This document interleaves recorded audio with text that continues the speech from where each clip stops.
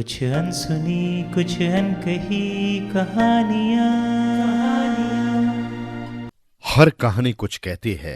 आइए सुनते हैं आज की कहानी क्या कहती है। आज की कहानी है राक्षसी के खेल और राजकुमार। एक गांव में 7 भाई रहते थे। वे सुनार थे और आभूषण बनाकर अपना गुजारा करते। अपने गांव में रहकर उनका गुजारा मुश्किल से हो पाता था। खूब मेहनत करने पर भी कठिनाई से 2 जून की रोटी कमा पाते। अंत में दुखी होकर उन्होंने कहीं और जाकर अपनी किस्मत आजमाने की सोची और गांव छोड़ चल दिए। वे काफी दूर निकल गए, किंतु उन्हें ढंग का काम न मिल पाया। कई दिन की यात्रा के बाद उन्हें जंगल के किनारे एक घर दिखाई दिया। शाम घिराई थी, अतः उसी घर में आश्रय लेने की सोची। घर के लोगों को जब पता चला कि ये आभूषण बनाने के कारीगर हैं, तो उन्होंने अपने घर में उन्हें शरण दे दी। रात को उनका खूब आदर सत्कार हुआ, बढ़िया भोजन परोसा गया। रात को घर वालों ने एक बड़ी सी चारपाई में उनका बिस्तर लगा दिया। रात को सभी भाई उस चारपाई पर सोने लगे, तो बहुत कोशिश करने के बाद 6 ही भाई ऊपर सो पाए। 7वें भाई ने जमीन पर ही बिस्तर लगा लिया। उस चारपाई के साथ एक बकरी बंधी हुई थी। वास्तव में वो राक्षसों का घर था और चारपाई से बंधी बकरी राक्षसी थी। रात को सभी भाई सो गए। कई दिन की यात्रा से थके हुए थे, अतः बिस्तर पर लेटते ही सबको नींद आ गई। जब सभी सो गए थे, तो बकरी ने जमीन पर सोए भाई के पैर चाटने शुरू कर दिए। उसने पैर चाट चाट कर ही उसका सारा खून चूस लिया। सुनहर कुछ समय बाद सोया हुआ ही मर गया। राक्षसी ने अपने भाइयों को खबर की। सभी ने आकर सुनहर की लाश को उठाया और मिलजुल कर खा लिया। उसकी हड्डियां गड्ढा खोद दाब दी। सुबह सभी भाई जागे तो 7वां भाई वहां न था। उन्होंने सोचा सुबह सुबह उठकर बाहर घूमने चला गया होगा। सभी तैयार होकर काम करने लगे। सारा दिन वे इंतजार करते रहे, भाई वापस नहीं लौटा। उन्होंने सोचा वो काम की तलाश में किसी दूसरे स्थान निकल गया होगा। दूसरी रात खा पीकर सभी भाई उसी चारपाई पर सोने लगे। आज उस चारपाई पर 6 के बजाय 5 भाई ही आ पाए। छठा जमीन पर सो गया। रात को उसे भी बकरी ने 7वें भाई की तरह तलवे चाटकर मार दिया और राक्षस मिलकर उसे खा गए। प्रातः उठने पर सुनहरों ने देखा कि आज उनका छठा भाई भी गायब था। आज भी उन्होंने ऐसा ही सोचा कि शायद उनका छठा भाई भी कहीं दूसरे स्थान पर चला गया होगा। रोज ऐसा ही होने लगा। उनका एक एक भाई सुबह होते ही गायब हो जाता। सभी हैरान थे। अंत में एक दिन प्रातः उठने पर चारपाई पर सोने वाला एक ही भाई रह गया। शेष सभी गायब हो चुके थे।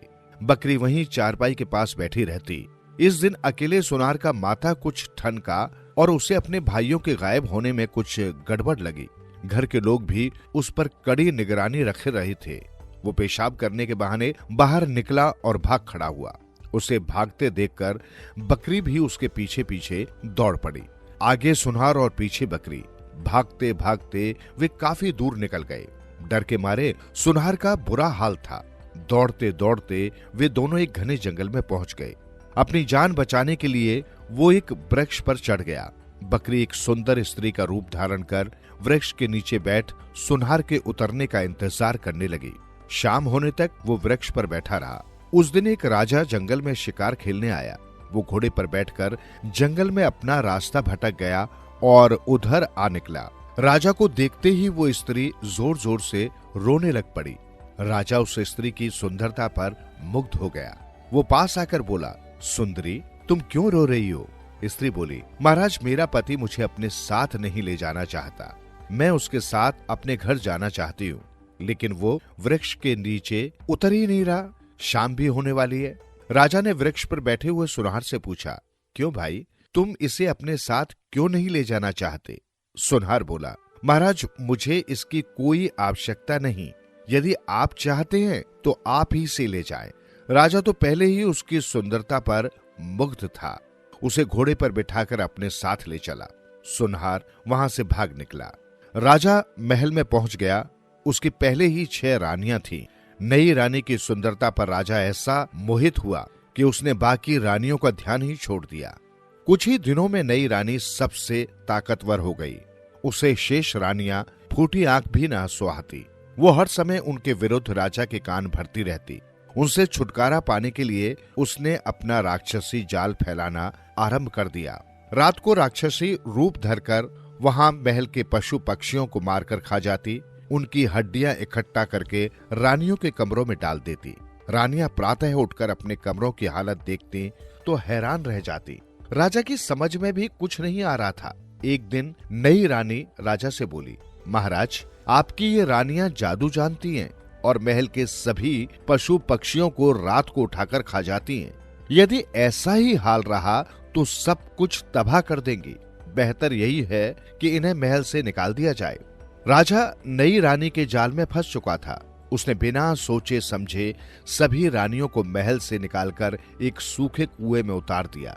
उन्हें खाने पीने के लिए भी कुछ नहीं दिया जाता। कभी कभार कुत्तों की तरह उन्हें रूखा सूखा टुकड़ा डाल दिया जाता। कई दिन बीत गए। एक दिन बड़ी रानी ने एक बच्चे को जन्म दिया। बच्चे को देखकर सभी रानियों की ममता भी उमड़ पड़ी और वे सभी उसका पालन पोषण करने में जुट गईं। समय काटने के लिए उन्हें बच्चा मिल गया था। बच्चे के सहारे किसी न किसी तरह उनके दिन कटने लगे। सभी उसे अपना बच्चा समझकर प्यार करते। धीरे धीरे बालक बड़ा होने लगा और चलना सीखने लगा। बड़ा होकर वो कुएं से बाहर निकलने लगा। बाजार में जाकर वो इधर उधर घूमता। लोग उस सुंदर बालक को देखकर मोहित हो जाते। सभी उसे प्यार से अपने पास बुलाते, खाने को मिठाइयां देते। बाजार के लड़के भी उसके साथ खूब खेलते। वो हर रोज नए नए खेल खेलता और शाम को अपनी माताओं के पास आ जाता। साथ लाई हुई मिठाइयां सभी माताओं में बांट देता। धीरे धीरे वो समझदार हो गया। वो नई रानी की चालाकी भी समझ चुका था। उसके कारण सभी माताएं गरीबी और दुख में दिन काट रही थी। मन ही मन वो नई रानी को नसीहत देने की योजना बनाने लगा। 10-12 साल का होने पर उसने लकड़ी का एक सुंदर घोड़ा तैयार किया। घोड़ा वास्तविक घोड़े की तरह ही दिखाई देता था। वो उसे रस्सी से खींचकर बाहर ले जाता था। एक दिन उसे लेकर महल की ओर चला गया। वहां पास ही एक सुंदर बावड़ी थी। लड़का लकड़ी के घोड़े को लेकर बावड़ी के पास ले गया और उसे कहने लगा, घोड़े घोड़े पानी पी। नई रानी महल के चौबारे में बैठी देख रही थी। वो लड़के से बोली, अरे कभी लकड़ी के घोड़े ने भी पानी पिया है? लड़का बोला, कहीं राक्षसी ने भी राज किया है? इतना सुनते ही रानी के तन बदन में आग लग गई। वो उठकर चारपाई पर लेट गई और बड़े जोर का पेट दर्द का बहाना करके चीखने लगी। राजा को खबर की गई। वैद्य हकीम इकट्ठे हो गए। जितना इलाज किया जाता उतना ही दर्द बढ़ता जाता। ऐसा लगा कि रानी अब मरे कि तब मरी। सारे दरबारी और अन्य लोग वहां इकट्ठा हो गए। किसी की समझ में कुछ नहीं आ रहा था। राजा भी घबरा गया था। वो रानी से बोला, क्या तुम्हें पहले भी कभी दर्द हुआ था? रानी बोली, हाँ महाराज, जब मैं अपने मायके में थी तब 1-2 बार ऐसा ही दर्द हुआ था। राजा बोला, तो दवाई का भी तुम्हें पता ही होगा? रानी बोली, हाँ दवाई का तो पता है और वो मेरे मायके से मिल सकती है, लेकिन उसे एक ही व्यक्ति वहां से ला सकता है। यदि लकड़ी के घोड़े वाला लड़का उसे लाने के लिए तैयार हो जाए तो मेरी जान बच सकती है। राजा बोला, ये तो मामूली बात है, मैं अभी बुलाता हूँ। राजा ने सिपाही भेजकर लड़के को बुला लिया और उसे दवाई लाने के लिए कहा। लड़का तैयार हो गया। रानी ने उसके पास एक पत्र दिया। लड़का राजा से एक घोड़ा लेकर चल पड़ा। वो दिनों तक चलता रहा। अंत में वो एक घने जंगल में पहुंच गया। जंगल में एक साधु कई दिनों से तपस्या कर रहा था। उसके आसपास काफी घास पैदा हो चुकी थी। धुना भी ठंडा पड़ चुका था। लड़का घोड़े से उतर गया। उसने थोड़ी ही देर में आसपास की सारी घास फूस उखाड़कर सारी जगह साफ सुथरी कर दी।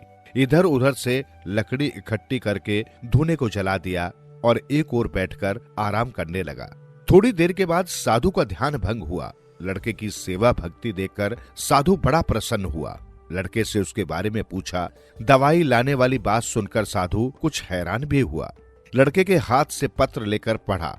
उसमें नई रानी ने अपनी माँ को राक्षसी भाषा में लिखा था कि इस लड़के को घर पहुंचते ही खा जाना। साधु को उस पर बड़ी दया आई। उसने वो पत्र धुने में जला डाला। अपने हाथ से नई रानी की ओर से एक और पत्र लिखा। आने वाला मेरा पुत्र है, इसका खूब आदर सत्कार करना, इसकी हर एक इच्छा और आवश्यकता का ख्याल रखना। पत्र लिखकर साधु ने लड़के के पास दे दिया और उसे सभी बातें भली भांति समझा दी।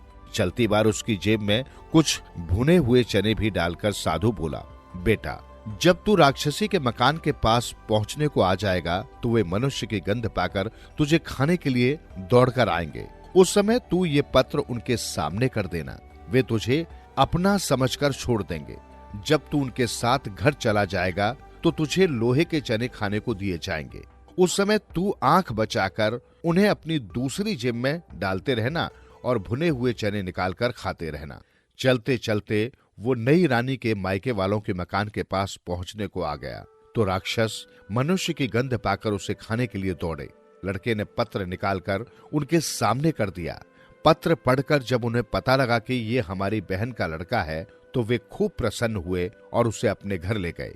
उनकी माँ भी उसे देखकर बड़ी प्रसन्न हुई। उसने उसे लोहे के चने चबाने को दिए। लड़का उसकी आंख बचाकर उन्हें जेब में डालता रहा और दूसरी जेब से भुने चने निकालकर खाता रहा।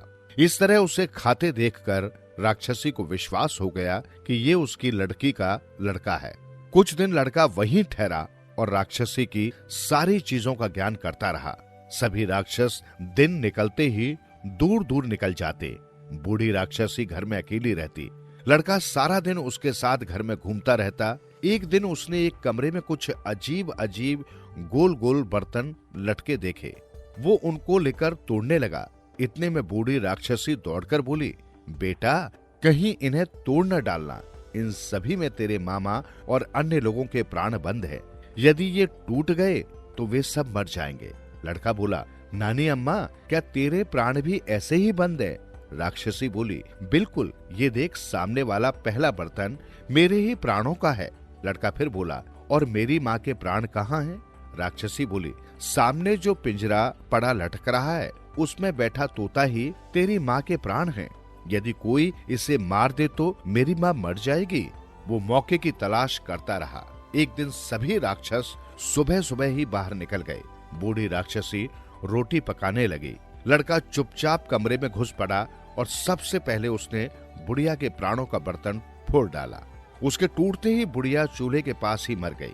उसके मरते ही बाकी राक्षसों को पता लग गया। वे सभी घर की ओर तेजी से दौड़ने लगे। उनके आने से पहले लड़के ने एक बड़े डंडे से सभी बर्तनों को तोड़ डाला। वे सभी रास्ते में ही मर गए। उसने तोते वाला पिंजरा उठाया और अपने घोड़े पर बैठकर चल पड़ा। कुछ ही देर में वो भागता हुआ साधु के पास पहुंच गया और जाकर साधु को प्रणाम किया। साधु ने उसे आशीर्वाद देकर विदा किया। वो सकुशल अपने घर आ गया। उसने राजा को सूचना भिजवाई कि वो नई रानी के लिए दवाई ले आया है, लेकिन दवाई लेने से पहले एक बड़ा दरबार लगाया जाए। उस दरबार में वो अपने कुछ और भी करिश्मे दिखाना चाहता है।